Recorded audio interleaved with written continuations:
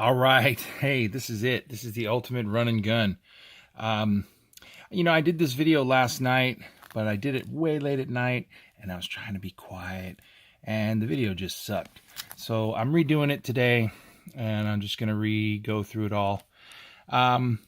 Let's go with the pickups. This week I did manage to find a first print of the Batman White Knight. As you heard me tell recently, I've been trying to go back and pick up that series. Sean Murphy, I've always been really a big fan of. Not sure why I didn't pick it up. I've kind of been spotty lately on Batman. New issue 7. It's the B-side cover. The last missing issue I had of Ronin, found it for cheap, $3. I love this cover. I know I have it, but I didn't know if I had it in the highest grade that this comic is, so I picked it up again. Once again, just fill-in issues that I find that were in really good high grade. I really wanted the 300, but that was issue 301. This one too, I mean, I just picked it up because this black cover and issue 31 Wonder Woman, Savage Moon. I mean, it's probably tough to find because of that black cover. So I picked it up. Also, milestone issue 50 of Wonder Woman. Picked that up. Indie picks starting here with Justin Jordan on Backways. I've been sticking with it. Kind of give Justin Jordan some of his just due. This was a pickup again. If you saw a video I had that beautiful sketch B cover of Judas, but it was all impact dented and I didn't notice it. Plus, I wanted a run of all the 4 A covers of Judas, so this basically completes that. Issue 2 of 2, Dr. Starr. This is a Black Hammer spin-off kind of thing, Jeff Lemire. Inside, the art's really cool, so I picked it up. I love this book, Incognito Renaissance. Love it. It's a cool little mystery. Also, it's a period thing, so it's kind of nice to read through it. The Deathless, number whatever, 4, I think this is. Beautiful black cover. Starting to get really into Mignola. God, it's scaring me. So much Mignola I don't have. Squarriors, come out and play. This is Squarriors number 2. I like that cover enough. Love that cover. Heck yeah. Finally got issue 1 of Dry County. I usually like to keep up with Tomasi, with Rich, all the work he does. Dark Corridors was another one recently. I think this is probably something along those lines. I'm just happy to get finally that issue 1. Real happy to have gotten this cover. There's another cover with like some dude on it, but this was way better. Go Maiden. Picked up my 2 copies of Jazz Maynard, number 3, volume 2, number 3, actually. Blood, Jazz, and Tears. Real stoked to pick up Analog. In fact, I might even read that right after I'm done with this vid. I like the idea of everyone going back to a pre-digital age. Black Cloud. Sticking with this one till it eventually comes to an end, or who knows. And just so everyone knows, you know what you can do to Fairyland, right? I really liked also the B cover, which was just a close-up of that guy right there. I really probably would have bought that too. It was that cool of a cover. I went back, circled around, did manage to find one of the Virgin wrap of Infidel number 1. That was kind of cool. I didn't have that cover in the trade dress version. I had the B cover, the all black, so I thought that was cool. Isola or Isola or whatever, doesn't matter. Real cool. Art was amazing inside, and everyone says that the story was fairly equal, so cool. Looking forward to that. Love this cover of Motor Crush, man. Wow, very cool. It's a fun little series. Another fun little series, Sex Criminals. That's coming back online now, like fairly regular. And of course, I always say I buy the sealed B cover. Marguerite Sauvage. I thought that might be an interesting one, although I never opened them. Wow, that's just a cause of conundrum. I did manage to get at 2 different stores 2 copies of the Virgin Matina Spawn, in addition to the black and white and regular copy. Just really like that cover. Finally here, well, not exactly finally, almost finally. Obviously, the 2 covers of The Walking Dead. Love the Sienkiewicz run that he's doing on those. And also Wicked and Divine. Whew, great series. All right. Let's move over now to Marvel. This is an issue I was missing. I just happened to notice that I was missing issue 11, Weapon X, and decided to get the Delato version. Yeah, there's a Virgin cover, but I mean, whatever. Another great artist, Lucio Perillo, who did this wonderful cover here of Weapons of Mutant Destruction, #1. That doesn't go for much, but still, it's a cool Perillo. Wasn't able to buy this off the stands on the Wednesday, so I did have to go after market and pick one of these up. Managed to get 3 copies of the other Ghost Rider head B cover. That was nice. 2 copies here of Amazing Spider-Man 9798 with that stunning picture of Osborn finally as the Red Goblin. Great shot. Sad to see Black Bolt coming to an end.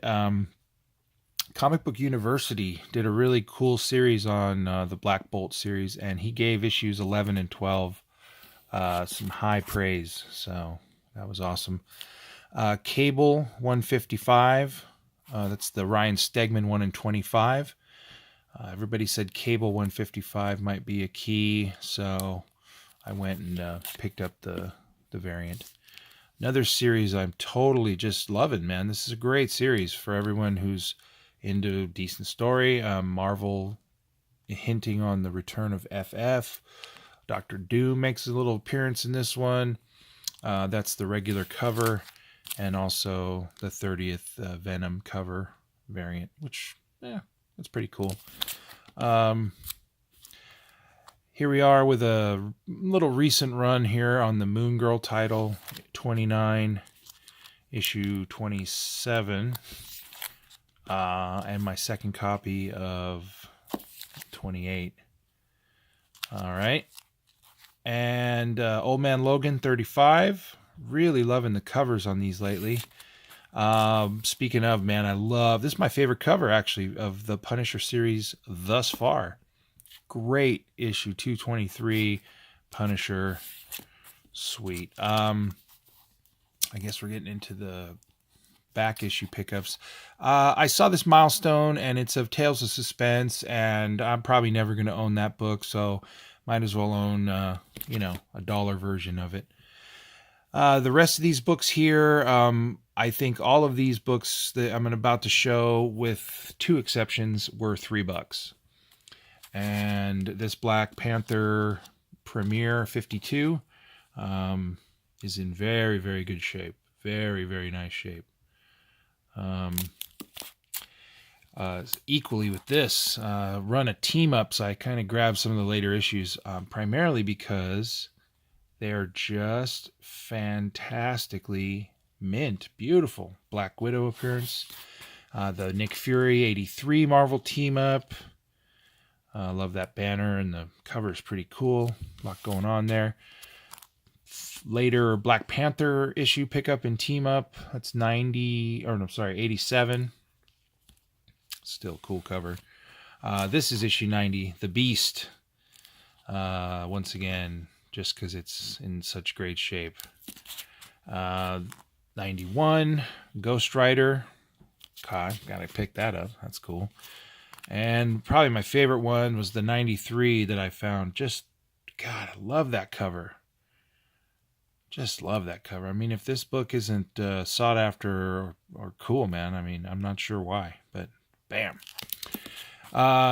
Would love to have found a cheap copy of the first Cloak and Dagger, but this is issue 66 of Peter Parker with another Cloak and Dagger appearance, and that book was stiflingly mint. Beautiful copy. Love this cover. Gladiator kind of shredding it up on the cover of 77. Peter Parker. That's kind of a neat cover. And then I ran into some of these. Probably for their condition alone, they were worth buying. But what if Shang-Chi fought on the side of Fu Manchu? Totally want to read that story. Great cover as well. What if 18? And then what if 17? Ghost Rider, Spider-Woman, Captain Marvel. What if they were villains? I love it. Love this cover too. It's another what if. Doctor Strange was a disciple of Dormammu. Sweet. And let me tell you, I mean, these books are in very, very good shape. Very, very strong. He had issues 1 and 2 also of the What If series, and I'm going to go back and try to negotiate on those because they were also in beautiful shape. A little bit more than $3 though. Issue 22, What If Doom had become a hero? Love it, especially if it's a Mephisto story. Big fan of Mephisto. And what if Thor and the Avengers battled the gods? I don't know, but I want to read that and find out. Issue 25. All right. That's some what ifs. This one here was not $3. I think it was 8 or 9. But fantastically stellar, beautiful, beautiful near mint copy. Hyperion on the cover. Just happened to be a gap in some of my laters on Thor. Same with this, 267 and 255. Gray Gargoyle. It's a good story. I'm really happy to have gotten these fillers.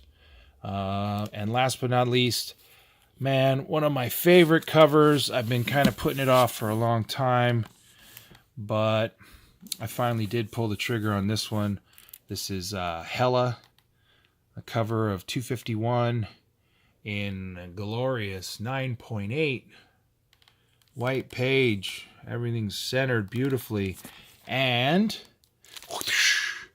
it is from the Dutch Valley Pedigree Collection.